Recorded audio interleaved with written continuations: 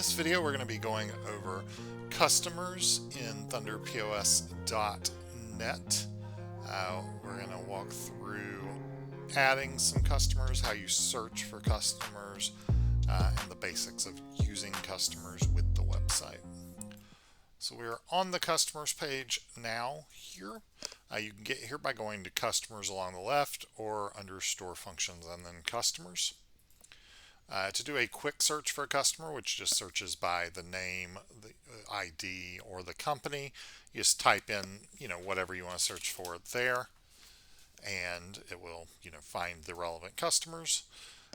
You can go under an advanced search, and you can search by much more specific criteria, such as, their balance, or their birthday, or their email address, that kind of thing.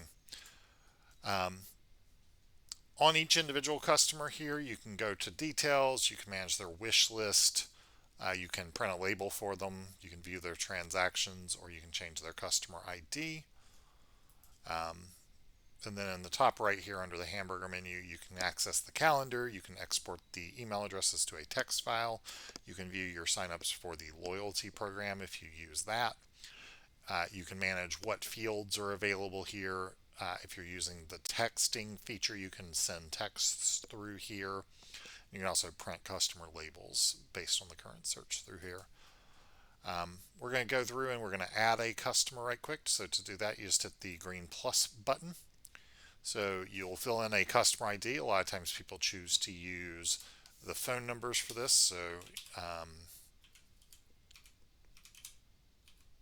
I'm going to use, that's not quite our phone number, but I'm pretty sure our phone number is currently in use. And then you'll need a first and last name, which I'm just going to use mine here. Then everything else is optional. I'm just going to fill a few of these out.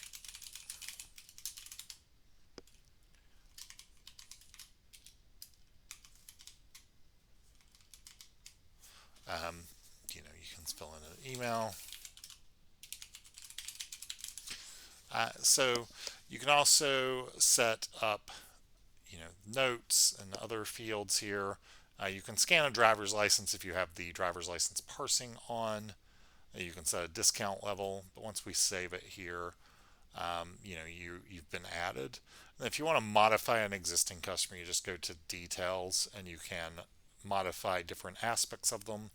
So you just go to the area you want to edit, and then you just hit this edit pencil here, and that will allow you to edit that customer.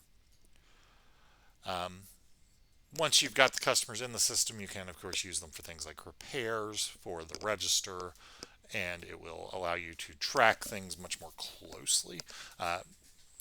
Customers are also required to be used for certain features in the system, such as doing a special order. You must have a customer that is making that special order, or if you want to do a rental, you have to say who is renting. You can also go through here and you can delete out the customer. You can set up their rewards points. You can revoke any loyalty access they might have. You can set whether they get specific promotions. You can also set a picture for the customer. So you may want to set that picture so that they can more easily be identified. So that's kind of the main things you can do here. If you want to do a transaction, if they have a customer account balance, you can see their transaction history. You can also adjust their account balance as you need to. So this is kind of all similar interfaces to what we have in the iPad or what we have in Windows. You can also do those things through your cloud client here.